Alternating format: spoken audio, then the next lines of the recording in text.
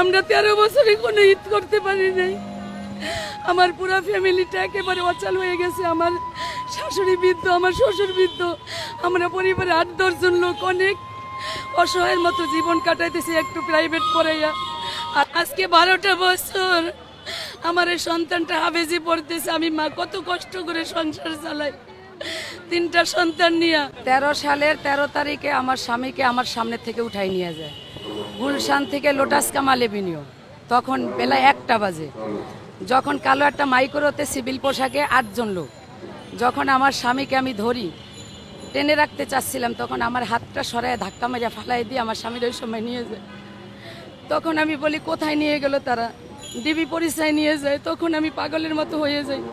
তখন সবাই বলে যান আপনি থানায় যান। গুলশান থানায় যখন যাই তাদের কাছ থেকে বিভিন্ন জায়গায় খবর নেওয়া হয়, র্যাবে, ডিবিতে, এইখানে সেখানে, কোথাও আমার স্বামীকে পাওয়া যায়নি।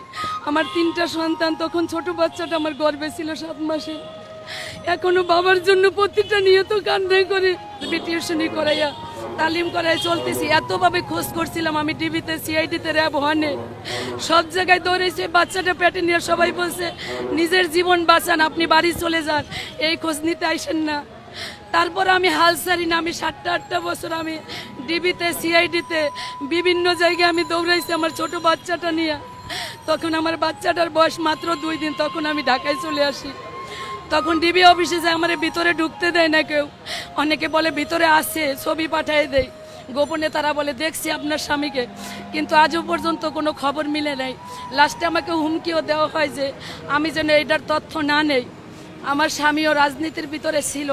যখন সে বিএনপির বিষয়ে একটু কথা বলতো, আওয়ামী লীগের বিষয়ে, আমি যেদিন আমার সাথে আসে, মিরপুরে আমার বাসা, তখন একটা দোকানে বসে সে বলতেছিল বিএনপির পক্ষে, আওয়ামী লীগের বিপক্ষে। তখন আমি বলছি তুমি এগুলি বইলো না, এগুলি বলতে গেলে মানুষ গুম হয়ে যায়। তখনই 10টা বাজে বলছে, 1টা বাজে আমার স্বামীকে উঠাই নিয়ে যায় লোটাস কামাল এভিনিউ অফিসের সামনে থেকে। নিচে নামি একসাথে, তার হাত ধরছে 3-4 জনে ধৈরা টাইনে হিসড়ে ওই গাড়ির ভিতরে ঢুকায়। যখন পিস্তল ঠেকায় মাথায়, তখন আমি হাত দিয়ে টানাটানি করি আমার স্বামীকে ওই জায়গা থেকে বের করার জন্য।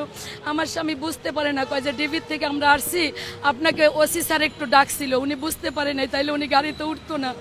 যখন গাড়িতে উঠে 2 পাশে 2 জন ছিল, মাঝখানে বসাই দিয়ে ওনার বন্ধুকে এইভাবে রাইফেল ঠেকাই দিছিল।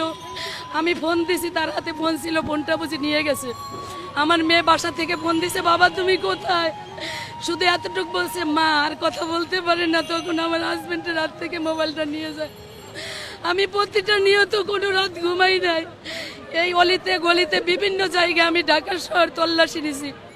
এমন জায়গায় নাই যে লাশ পাওয়া গেছে, আমরা সেইখানে দৌড়াই গেছি। ডুমঘরে খুঁজছিলাম বিভিন্ন জায়গায়, যে যেখানে বলছে যে ওইখানে একটা লাশ পাওয়া গেছে। সারা বাংলাদেশটা মনে আমি তন্ন তন্ন করে করছি স্বামীরে পাওয়ার জন্য। বলছি যদি অপহরণ করা হয়, আমি বাড়ি বিক্রি করে আমার স্বামীরে নিয়ে যাবো, উদ্ধার করে তোমরা আমার স্বামীরে ফিরাইয়ে দাও। একমাত্র উপরওয়ালা জানে। এখন সরকারের কাছে আমার আকুল আবেদন, সরকার যেন আমাদের যারা এই স্বজন হারাইছে, সন্তান বাবা হারাইছে, স্ত্রী স্বামী হারাইছে, মা সন্তান হারাইয়া প্রতিটা নিয়তকে আমি ভাত রাইখা দিছি আমার সন্তান আসবো। আমার সন্তান ভাত খাইব, আইসা যদি ভাত না পাই কি বলবো? মায়ের কান্না, মায়ের আহাজারি।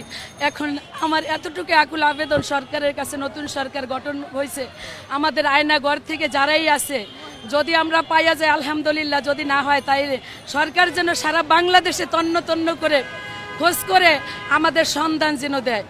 আমরা যেন, বাবা যেন সন্তানকে পাই, আমি স্ত্রী হিসাবে যেন স্বামীকে পাই, মা যেন সন্তানকে পাই। এতটুকু আকুল আবেদন আমাদের।